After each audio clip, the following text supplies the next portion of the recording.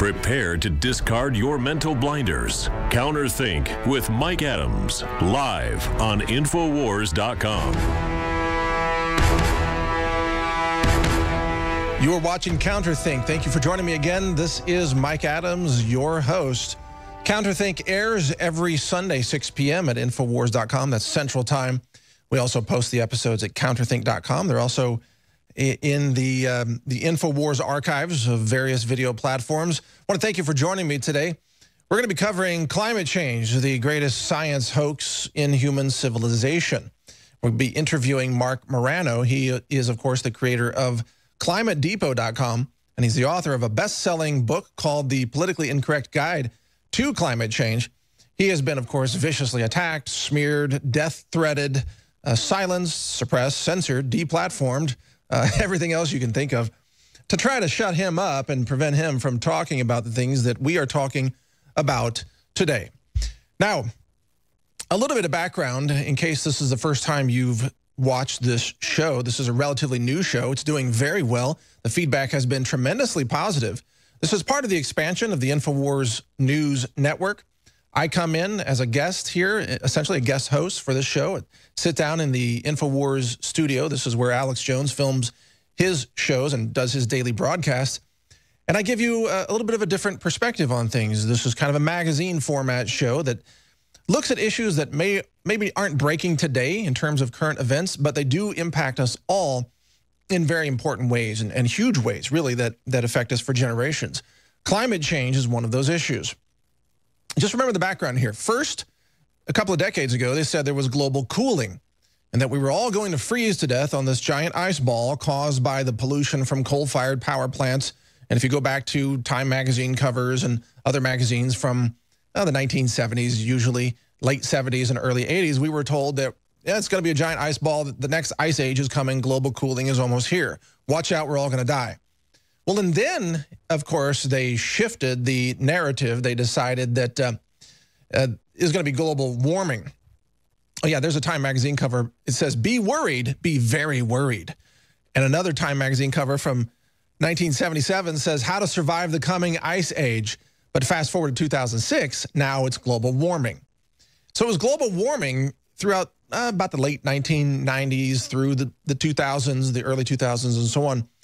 And then they found out, well, the global warming predictions are not that accurate. It's not really working out the way that we were told it was going to. Now, they count on the fact that most people don't have a memory, right? They hope that you forget what they said 2 years ago or certainly 2 decades ago. And that way they were able to try to sell it. But they couldn't quite pull that off because people remembered that, hey, it's not warming like we were told it was going to. So instead, they decided to shift over to climate change because climate change is always happening. And it has always happened throughout the history of our planet, long before humans were ever here, long before the invention of the combustion engine, and long before CO2 levels moved down or up or whatever they say is causing the problem right now. Technically, they're some of the lowest levels we've seen in the history of the planet. CO2 levels used to be over 10 times higher than they are today, which is barely above 400 parts per million, which is a very tiny percentage of the atmosphere, by the way. But they want us to believe that this is now a threat to all life on our planet, and they've called it climate change. Well, the climate is always changing. There are always tornadoes and hurricanes and storms, and there are droughts and there are floods, and these have happened throughout history, the history of the planet, not just the history of human beings. And there was climate change before the combustion engine was invented. There was climate change before fossil fuels. There was climate change before coal-fired power plants were ever invented or constructed or used. So what is this really all about then? What is actually the truth about climate change? That's what we're here to try to find out today, talking with Marc Morano in the third segment coming up today. I'm going to cover some news after we come back from this break. I'm going to cover some news about how the software models are breaking down, how we're all being lied to, why you shouldn't believe the status quo when it comes to so-called climate change. And we'll ask some tough questions. This is CounterThink with Mike Adams. We'll do all that when we come back after this break. Do not miss this interview with Marc Morano. You're going to love it. He's the creator of ClimateDepot.com. Stay with us. We'll be right back here at Infowars.com.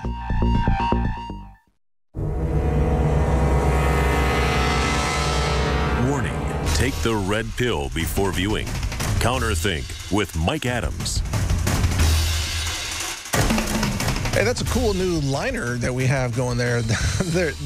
I love all the graphics and the production that are contributing to this show. Welcome to CounterThink. This is Mike Adams here.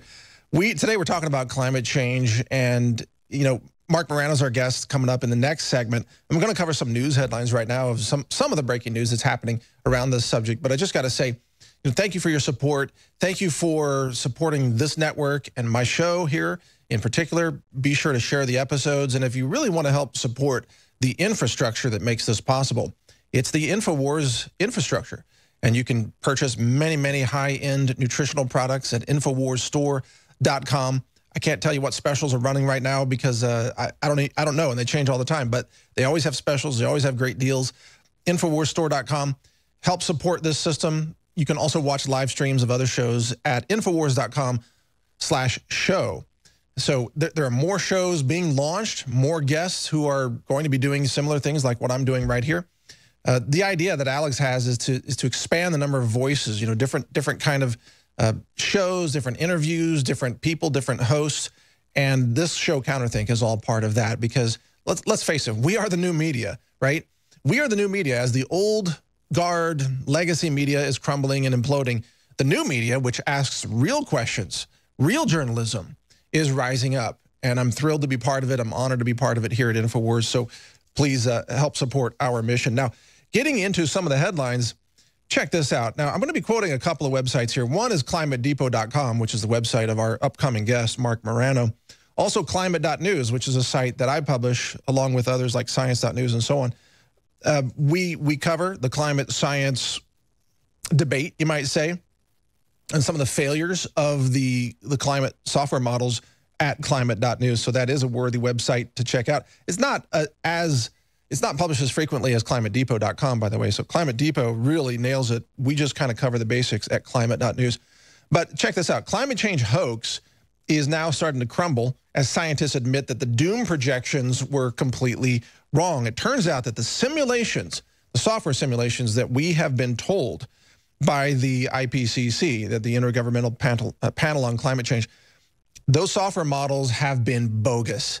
They knew it. They did it on purpose. It's deliberate. They've had software models where whatever data you feed into the system, it produces a hockey stick kind of shape, an alarmist kind of outcome. You can put random data into that system, and it's rigged. In other words, it's so rigged, it's so fraudulent that it produces this alarming kind of outcome no matter what you do. The NOAA caught again altering temperature data to exaggerate the global warming hoax. That's another headline on climate.news. They've overestimated the future impact of climate change by between 30 and 45%, according to a new study by Curry and Lewis. Well, it's not that new, but it's within the last couple of years. They've said that the future warming is likely to be substantially lower than the central computer model simulated level projected by the IPCC. In other words, we have been sold a bill of goods by a bunch of alarmists who are rigging a bunch of computer software to produce false outcomes, false projections. And this is why so much of the climate change hysteria has not come true. If you look at the predictions from Al Gore, for example, starting, I don't know, I think in the late 1990s, those predictions of how we'd all be underwater and there wouldn't be ice at the poles anymore and all these things, none of them have come true. And all these ships that are going on, global warming or climate change missions, they keep getting stuck in the ice at the North Pole. And it's like, how can that be if global warming is so bad that it's supposed to be melting everything? And by the way, what's so wrong with having water in the form of water, liquid water, which supports life and supports oceans and rainforests and so on, rather than locked up in ice, which is lifeless, essentially? Why do you want to have a cold planet, a frozen ice ball planet, instead of a warm, lush green planet? It turns out that melting the ice and having more liquid water is more green. Don't you want the planet to be green? I sure do. Back to climatedepot.com. The politically incorrect book guide to climate change sold out at Amazon, Target, and Walmart at first. and is now in its third printing edition. It was ranked as a bestseller, and that's despite all the efforts to attack the book and try to attack the author, Marc Morano. He and I share this in common. We're both journalists talking about science. We've both written books that have done very, very well in the realm of science, and of course we both get attacked for daring to ask questions. Check this out. There's a new study that was published in the Journal of Environmental Psychology. It found that those people who consider themselves to be climate change alarmists or people who are concerned about the climate, they actually have poor habits, and they destroy the climate and they destroy local ecosystems more than people who are so-called skeptics of that system. There's a study an article at Infowars.com, and it says that a new study has exposed how leftists, they value their virtue signaling instead of action. And it turns out that people who express skepticism about global warming actually care for the environment more consistently. They're more compassionate people, they're more intelligent people, and they actually pick up their trash, for example. When you go out and you look at the protests of these climate change pushers, and they're protesting pipelines, and they're protesting power plants, they always leave all these mountains of trash behind. You ever notice that? It's just trash everywhere. They trash the place. It's like, I thought you were supposed to be pro-environment. Why are you trashing every protest location that you go to? You set up these tents, and then they become almost like shantytown tent cities, and there's trash everywhere, and people are getting raped in the tents at some of these like Occupy Wall Street type of events, which are some of the same people, by the way. It's crazy. If you care for the planet, maybe don't trash it every time you run a protest. It's just a thought. So Marc Morano's book, The Politically Incorrect Guide to Climate Change, it's described as a point-by-point takedown of global warming nonsense. It has sold very well, of course, as I mentioned, but in it, Marc Morano understands a very crucial point. This is about taking away your freedom. This is about enslaving you in a system of science tyranny, or what you might call scientific authoritarianism, that's designed to take away your ability to function as a free citizen in a free society. And in response to publishing this book and working on documentaries and other things that Marc Morano has done over the last few years, he gets death threatened by insane, crazy people who threaten to kill him. They send him nasty emails. They say, mother effer, go to hell. People like you should die. These are the greenies, really? These are the supposed to be the compassionate recycling advocates who love the planet. They're hugging trees, but they want to stab Marc Morano in the heart. Go to hell. Your children should burn in public. That's what they say. This is really juicy stuff. Go F yourself. You're one of the biggest, quote, a-holes on planet Earth to doom every living ecosystem. This is the kind of stuff that they say to Marc Morano because they hate CO2. Well, I got news for all those climate change alarmists. If you didn't have CO2, you would be dead already, because CO2 is the nutrient for plants. Without CO2 in the atmosphere, you don't have plants. And if the plants collapse, the entire ecosystem collapses. The animals collapse. The food web collapses. And human life collapses. So the only reason you're alive today is because there is a little bit of CO2 in the atmosphere. We could use some more, frankly. It's a little over 400 parts per million right now. Wouldn't be bad if it were at 450, frankly. We could use a lot more, and then we would have more lush rainforests, more food production. We could end starvation in many countries because food production would be easier. Carbon dioxide is a key nutrient. Carbon dioxide is a gift to mankind. It is a gift to the natural world. It is the greening molecule for our planet. And if you don't understand that, then, all you can do is resort to calling people like Marc Morano, mother effers, a-holes, and hoping their children burn in public, because you don't understand science. You don't understand reality, logic, reason, evidence, history, nothing. All you can do is attack people who are trying to educate you and trying to tell you that you don't have to panic. We're not all going to die. And in fact, CO2 is good for the planet. So we'll be back after this break and actually interview Marc Morano, and I'll ask him some of these questions. And this is going to be fascinating. So stay tuned. This is CounterThink here on Infowars.com. My name is Mike Adams. Interview with Marc Morano coming right up. Stay with us.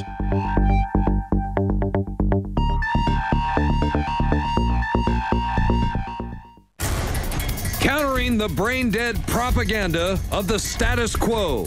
This is CounterThink with Mike Adams, right here on InfoWars. Welcome back to CounterThink. My name is Mike Adams. I'm your host, and in this segment today we're joined by Marc Morano, who is, of course, the creator of ClimateDepot.com. He's also the author of a book that's been selling extraordinarily well. It's called The Politically Incorrect Guide to Climate Change. I think I've got the right title there. He joins us by Skype video to discuss the attacks on his book and his voice for just daring to ask critical thinking questions about the so-called science behind so-called climate change. And this show is CounterThink, and that's what we do, is we're going to counter the thinking of those that we don't think are thinking very clearly. So, Marc, welcome to the show. It's great to have you on.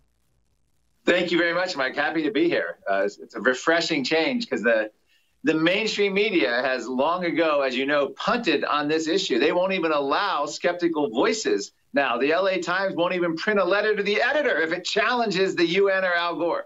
Well, that's extraordinary, and you're exactly right. It brings up the question of how can they call it science if they're not adhering to the scientific process, which must allow for questioning of a scientific theory, and that you have to consider evidence that contradicts the current status quo thinking. And yet the climate change so-called scientists, they're run almost like a racket, where if you don't agree with what they're saying, then you're not allowed to have a voice at all. Absolutely. In fact, in my book, I profile scientists who actually believed in the consensus before, re-examined the evidence, and then came out as a skeptic. One of them was Dr. Judith Curry, climatologist from Georgia Tech, head of the entire department. She was called a heretic by Scientific American, the major newspaper, the major magazine publication, and it actually referred to her as a heretic. These are the language of religion. They referred to it as dogma. The head of the UN climate panel actually said, quote, "Global warming is my religion," unquote. Right. So this is very far removed from a scientific issue. Well, let's step back a little bit, and I'd like you to cover some of the big ahas about climate change and global warming. And let me just global warming. Gosh, I keep mispronouncing that. Let me give you a hint here. Some of them are that the software models that are being used by the IPCC have been shown to be overly pessimistic, and the actual warming is considerably less than what the software models indicate. We've also seen, of course, funding is restricted to those who might be skeptical of the climate change, narrative. What are some of the big points that people might take away from your book or from your work at ClimateDepot.com? Well, okay, I'll make this. I try to make the book entertaining, number one. So I have a lot of fun in this book.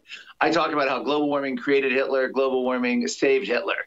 And I go back to 1941, a University of Cincinnati professor during the warming of the 1920s, 30s into the 40s. They were worried that that warm weather was making people more docile and easily led, thus, and they actually said, thus leading them to be more willing to follow Mussolini and Hitler. And then, of course, there was a heat wave that ultimately saved Hitler's life because they had to move the room the day of his assassination. So I get into a lot of wacky stuff, but you're not kidding. This is just how insane. This goes back decades. I go back to the early 19th century, 1817, I believe, where people blame the indigenous people blame the change in weather on the introduction of the white man in Australia. So there's always been a weather superstition, people willing to believe. So when Al Gore and the United Nations and the media peddle this nonsense, it is deeply ingrained in people to believe that they can control the weather or that odd things control the weather. And I directly link it. And I have an MIT scientist who actually says, back in the Middle Ages, women were accused of witchcraft. They were actually accused of changing the weather and of crop failure. Now, and they were actually tried, and this is the shocking part, Mike. They were tried, the witches were tried by a panel of judges educated at Harvard University in Massachusetts. So now, he said, not much has changed in our current day. People believe our SUVs and our thermostat at home setting your energy or your appliances are controlling the weather. So this is where we are. So in the book, I lay it out very simply. Climate is controlled by hundreds of factors. I interviewed top scientists. A Nobel Prize-winning scientist endorsed the book. It is not carbon dioxide, a trace essential gas that humans exhale from our mouth. We inhale oxygen. Carbon dioxide is not a pollutant, and it is not a control knob of climate. Therefore, controlling carbon dioxide, which is the bureaucrat's dream, will not impact the climate. Hundreds of other factors, from tilt of the Earth's axis to water vapor to methane to cloud cover to volcanoes to the solar system to the sun to ocean cycles. And I go into some of that to show people that it is not us exhaling, it is not our SUVs, it is not coal plants that is going to determine our future. But sadly, it is these solutions they are proposing which are the great threat to our future. Yeah, I agree with you. I want to get to that in a second here, but first, one of the main points you mentioned is this kind of mass hysteria, or this. Yeah. It seems like people who believe in climate change, they decide to filter all of their reality through that belief, which they never question. And we see this in the scientific arenas. You know, I manage a large staff, over 50 writers and editors, and I'm always assigning stories from medical and science studies, and I'm seeing them every day where they say, oh, climate change caused this ladybug to overpopulate in this crop area. Oh, climate change changes the microbes in a coral reef or whatever. And they get into crazy stuff, like you said. Oh, climate change makes people angry, and that's why there's going to be a civil war. It's like, really? Or climate change affected the fertility of this subgroup in Africa somewhere. And it's like, and then they go, well, climate change caused this mass human migration 1,500 years ago or something. And then I go, wait a second. Isn't the whole theory of climate change supposed to be that the combustion engine released all this carbon dioxide, causing the climate to change? Now you're saying it happened before the invention of the engine? Yeah, in fact, there's a study out saying that the human species came about during an era of global warming many millions of years ago. So, you know, first of all, global warming used to be called, during the Middle Ages, the medieval warm period, was called the medieval climate optimum. Now, they used to use the word optimum. Right. That was before they decided they couldn't allow that to continue in the database. So in 2001, the new United Nations climate report came out, and it directly contradicted the 1990 report, which showed the medieval warm period much higher than current temperatures. Now they showed the medieval warm period gone. This was Enron accounting. If you're trying to sell your company and you've been losing money for a decade, hey, hire a new accountant, go back through your books, show record profits. Suddenly you'll be a great company. That's what they did. They went back, they altered the data, they got rid of the medieval warm period, and they made us fear warmth. Warmth equals life. You look at the equator. Plant and animal species thrive. The further away you go to the poles where it's cold, the less animal plant species you have. You know, you've nailed it. I've had the exact same point, and I've made this argument in my own podcasts and videos as well. Why should we have a frozen cold planet where water is locked up in ice, and we have deserts, and we have, you know, extreme weather of it? Why not have a warmer planet with more liquid water, which would support more growth and rainforests and jungles and food crops? Why does anybody believe that we should have a frozen dead world with no CO2 where everything would die? That's called green? It isn't green. It's a frozen ice ball. It is. In fact, Bill Nye, the science guy, who I feature in the book, he actually is open to jailing climate skeptics for not believing in it because they're affecting, quote, his quality of life. He actually has said that because of our human emission of CO2, carbon dioxide, we may have prevented the next ice age. Other studies have shown that. If you actually believe that we are a control knob and Mark, we do have a huge influence. Sorry to interrupt. We got to go out to break. We'll be right back after this break and continue with you, Mark, on that train of thought. This is CounterThink at Infowars.com. Stay with us. We'll be right back. Exposing the corporate media assault on your reality. It's CounterThink with Mike Adams. Welcome back to CounterThink here on Infowars.com. Mike Adams, your host, joined by Marc Morano today. Marc, of course, is the creator of ClimateDepot.com, the author of a best-selling book called The Politically Incorrect Guide to Climate Change. We continue our conversation with him now.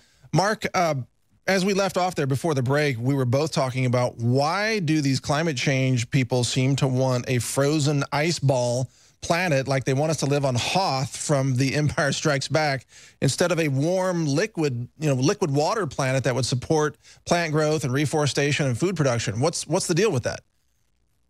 Well, the gist of it is they've basically said that all warmth is bad. They've got everyone scared of warmth. When, as I mentioned, in the past, they actually called the warm periods the climate optimums. That's what you strove for.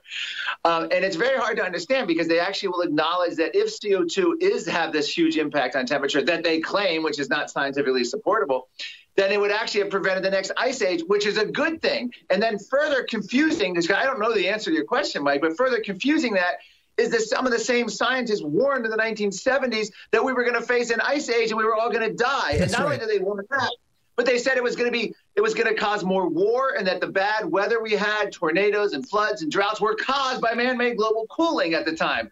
They actually blamed, before fossil fuels caused global warming, fossil fuels caused global cooling because the aerosol emissions from our coal burning were blocking out the sun and causing global dimming at the time. So I don't know. I mean, it's pretty much whatever future they're scaring us about, they claim that's the bad future. So at one point it was global cooling and an ice age, but now it's global warming. So they're making it sound as though we want cold and ice. I don't know. It makes no sense to me. I remember that. They did attack it. They said global cooling was going to kill us all. You can see the covers from Time magazine. And then they said now global warming is going to kill us all. And then the warming couldn't be correctly modeled by the software. They just called it climate change. So what are they predicting then? That temperatures could go up, temperatures could go down. Anything that changes is now climate change. And if you don't compel yourself to be a slave to our system of control, whatever that means to them, taxation, carbon credits, you name it,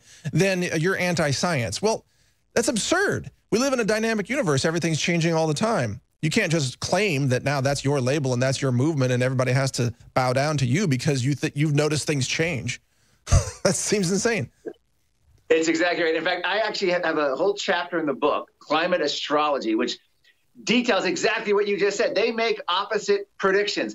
First of all, these climate models, I have United Nations scientists admitting on the record that they don't account for half the variability in nature, and thus they don't expect to do well with any of their predictions of the future. That's point one. Point two, they don't even call them predictions. One of the lead UN scientists, Kevin Trenberth, actually says, we call these emission scenarios. These aren't predictions, and we shouldn't call them that because they don't want to be held accountable when their predictions make no sense. And here's the most insidious part. If you bet on the Super Bowl and you bet on both teams to win, the next day at your office around the water cooler, you can brag, I won, I bet on the winning team. In my chapter in the book, I literally go through dozens and dozens of major studies on both sides of the issue from the climate establishment, predicting more snow, less snow, more malaria, less malaria, more hurricanes, less hurricanes, on down the line. So no matter what happens, they literally say, we predicted it. This is the way they get such a great track record in their minds. You've nailed it. So anything that happens, they just say, this is because of climate change. Right. Yes. And they predicted it. Yeah. But yet at the same time, they've declared war on carbon dioxide. And I really want to ask you about CO2 because, you know, I'm a scientist. I run a science lab. I happen to know, as really all scientists do, that CO2 is a critical nutrient for plant growth. And the higher levels of CO2 you have in the atmosphere, the happier the rainforests are. You get more blooming of flowers in the jungles. You get faster crop production, food production, the reclamation of deserts back into more forests or fields. And in fact, CO2 is at one of the lowest levels it's been in the history of the planet, even though it's rising slightly right now. It's still very low compared to where it could be. And yet they say CO2 is a poison and a pollutant, but we would all die without it. We would be dead without CO2 in the atmosphere. It gets so weird. You have Arnold Schwarzenegger. Now, this is a guy who did a private commute in his jet to the governor's mansion because he didn't want to live there, to Sacramento. So he flew private daily jet, owned Humvees. At the same time, he flew all around the world, had multiple homes, married into the Kennedy family, one of the oversized carbon footprints you can imagine. As governor, he did addresses from the governor's mansion to the citizens of California, how they can lower their carbon footprint, including air drying their clothes out on clotheslines. Now, this is where it just gets absolutely crazy because carbon dioxide, Arnold Schwarzenegger believes it's a pollutant. Do you know why? And do you know how? He went on twice now, and I document this in the book. He comes out and he says if people don't think carbon dioxide is a pollutant, they should strap their mouth to the end of a car tailpipe and see how long they last. That's carbon monoxide. monoxide. He's got it confused. Yes, which is a deadly poison. So this is where Arnold Schwarzenegger is. And then beyond even being confused, he actually says skeptical politicians ought to strap their mouth. He's now the Terminator, wants to terminate climate skeptics. And Bill Nye wants to jail him. Other people compare us to, you know, Holocaust deniers and all kinds of, they try to come up with all kinds of nasty phrases to smear us because they want to beat us into submission. Well, this is where it gets really dangerous, Mark, and this is why your voice is so important and this show and InfoWars in general, because these people pushing this fraudulent science, this quackery, are saying that those who question their dogma must be put in prison or must be killed or are justified to be murdered. And this is shocking. They're talking about that they can justify violence against people like you and I because they claim that if we don't do anything, then everybody's going to die on the planet. Well, it's nonsense. It's just talk about mass hysteria combined with weird left-wing violence. They are the danger to society, not carbon dioxide. I mean, that's the whole point of this, is their solutions are the danger. They are the danger. In fact, Bill Nye on his show promoted the idea with one of his guests that we should have basically people will have to go to the government to get permits to have kids because kids are a devastating impact on the earth and its climate. Al Gore went to a Bill Gates event and lamented that there's going to be projected that Africa is going to outpace China, India combined, literally warning about people of color in Africa being too populous. And his next line is, we need ubiquitous fertility management in order to keep African numbers down. Whoa. What white conservative politician could get away with that? Al Gore gets away with it, basically saying there's too many black Africans and we need fertility management to keep them in check. And by that, they mean depopulation and they mean forced infertility, which we've covered in other episodes, by the way. There are many infertility tactics being used, and they do tend to target people in Africa at the moment. But I guess, I mean, that's a different topic. Let me ask you about this. You have been death threatened by thousands of people. The death threats against you are heinous. I'm going to try to clean this up a little bit, but you get emails from people from email addresses like fu@idiot.die that call for you. What do they say? You and your children should be burned in public, they say. These are the people who think that they're saving lives on the planet, but they want to burn you in public. They say, I hope that they hang you and the rest of the stooges for the fossil fuel industry, say these people who are probably driving around cars and flying on airplanes anyway, so they talk about contradiction. But why do you think there's such vile hatred and threats of violence against you? Well, it's a very simple concept. You have the United Nations, the mainstream media, couple key leaders and environmental groups basically saying, we're all going to die, and we need government and legislation, the EPA and UN, to save us. We need to legislate our future weather and climate and storms. And these bad guys over here, the climate deniers, the evil deniers, are stopping it. And they're going to cause more floods and droughts and hurricanes. I mean, they literally say the people stopping government action on future climate change and on stopping storms now are the evil ones. So I've had people who go see some of these. I've been negatively portrayed. I've been played the villain in many different documentaries by the climate activists. Of course. Sorry to interrupt, Mark. We got to go to break again. Of course you're the villain because you're the one that's questioning the establishment. We'll be right back on CounterThink.com and continue this with Marc Morano.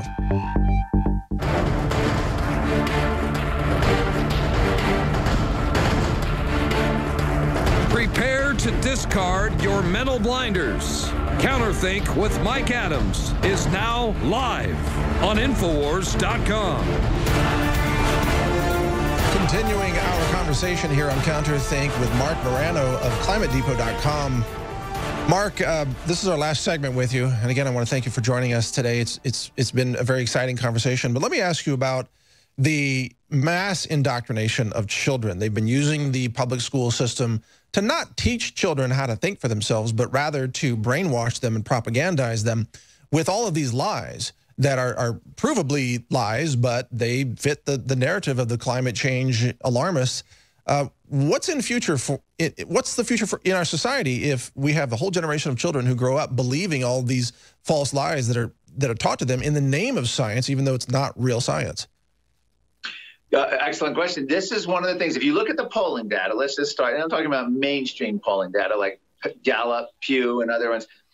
They show that one of the biggest believing segments of our population in the climate scare are children, up until through college. So from kindergarten through college, they are indoctrinated nonstop. The most skeptical group are senior citizens. Now, it's that old adage, if you're not an idealist and falling for this when you're young, if you're not conservative by the time you're 40, you have no brain. I mean, this is where we are with this. And so they indoctrinate these kids. We have a collegiate group. And just in the last 5 years, the young college kids, even conservative college kids, college Republicans recently came out and supported a carbon tax. I believe one of the national chapters or the national chapter or some that came out and supported it. Young people are buying this and falling for it because they know no different. I testified at Common Core educational standards in West Virginia.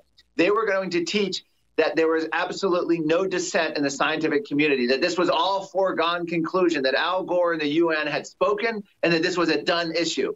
And we were able to reverse that in West Virginia, but that's because it's probably more open to that. Other states in the Northeast are never going to get anywhere. So kids are being indoctrinated.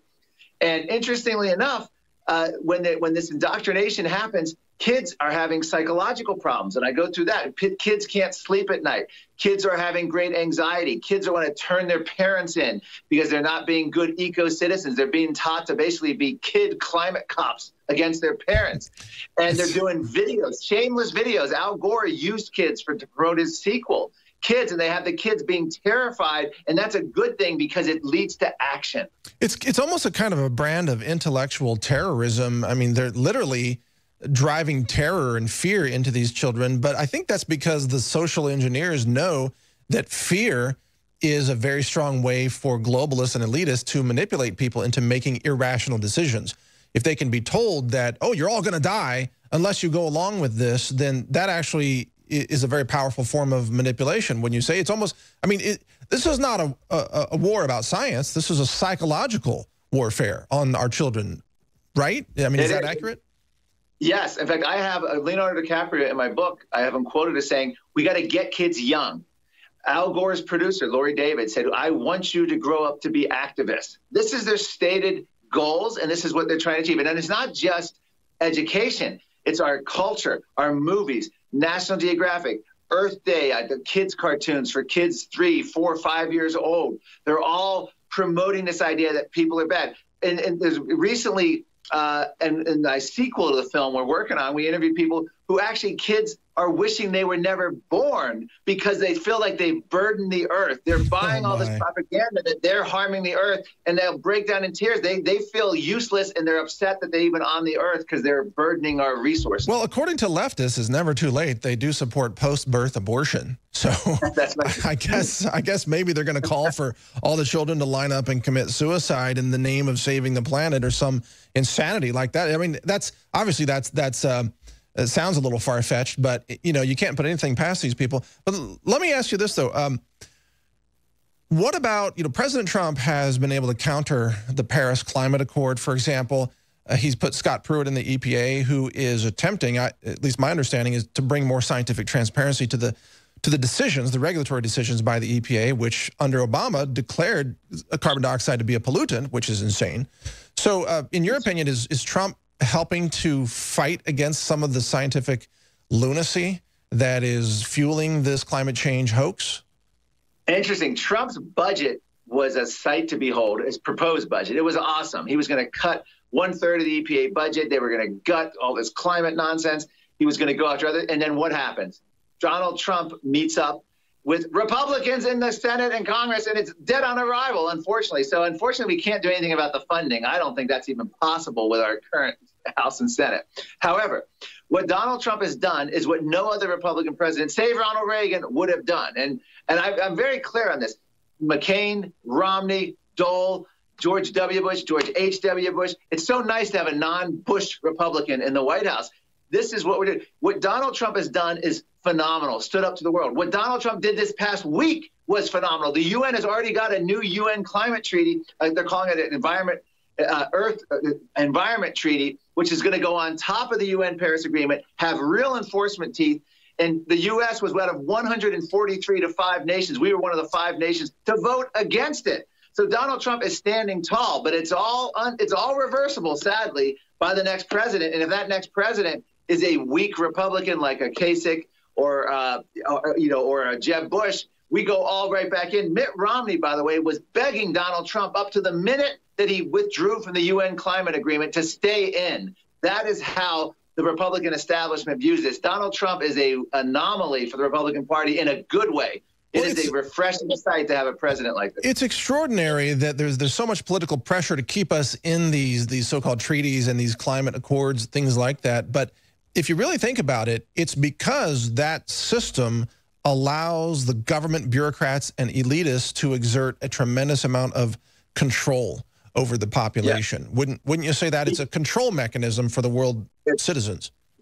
Yes, he who controls carbon dioxide controls just about every possible thing, because we're all based on that. He who controls climate controls the world, essentially. And they openly talk about global governance. That's what they're seeking. Our climate bills, which failed back when Obama was president, were actually, Al Gore called them the first step to global governance. This is what they're seeking: global carbon taxes, a CO2 budget for every man, woman, and child on the planet. I interview, and I have in the book, the UN climate chief, Cristina Figueres, who's now stepped down, but she said she seeks a, quote, centralized transformation that will make life on planet Earth very different, in quotes, in order to fight global warming. That is what they are seeking. We actually have a president standing up to that unapologetically. And you can't say that about most of the other Republicans out there. That's true. Very true. Well, Mark, it's been really fascinating talking with you. I want to encourage our viewers to visit your website, climatedepot.com. Your book is also available at the InfoWars store. That's InfoWarsStore.com. It's called The Politically Incorrect Guide to Climate Change. It's been sold out, and it's third printing already. People are buying this. Every That's parent great. with a kid from kindergarten through college needs a copy. It's the ultimate reference book. Absolutely. And it's entertaining. And look, Mark, let me just say before you sign off here, thank you for having the courage and having your voice and speaking out. We need more people like you to challenge the nonsense that they're pushing out there. So, never let them beat you down. I know you don't, but just keep on with your voice, keep writing books, keep producing documentaries. You're ultimately going to be proven correct, even by the consensus sooner or later. Thank you. Yeah, even all the new studies are showing they're all just retreating from all that UN scary predictions. Every new study seems to bring them back down to down. The scare is fading. Absolutely correct. Well, thank you for joining us on CounterThink, Mark. I hope to talk to you again in the near future. Well, that was Marc Morano, everybody, from ClimateDepot.com. He's obviously got a lot of valuable information to share with the world about climate change. I encourage you, this show is called CounterThink. I encourage you to think for yourself. So on any issue, whether it's climate change or Federal Reserve or, fiat currency, global debt, government, science, medicine, anything, think for yourself and don't believe those systems, those controllers that are trying to silence voices like Marc Morano or myself or Alex Jones for that matter. When someone is trying to silence voices instead of listening to those voices and being willing to debate them based on facts, then you're in the middle of really a kind of a science scam. And that's what we're seeing with climate change right now. They're just pushing this science scam. They're not willing to debate anyone really on the facts. And they just want you to basically surrender your future and surrender your children to, to their demands. And their demands are very authoritarian, by the way. You talk about authoritarian science. That's what climate change really is. It's a way to control you. It's a way to suppress your ability to think. It's a way to suppress your freedom, to take away your liberty, to control national economies. And we are here to fight against that right here at CounterThink. And that's why this show is growing in popularity. Please share the episodes. They're broadcast 6 p.m. Central Time each Sunday at Infowars.com. They're also posted after that at CounterThink.com. My name's Mike Adams. I'm the host of CounterThink. Share our episodes, spread the word, and we will challenge the status quo at every opportunity. Thanks for watching today.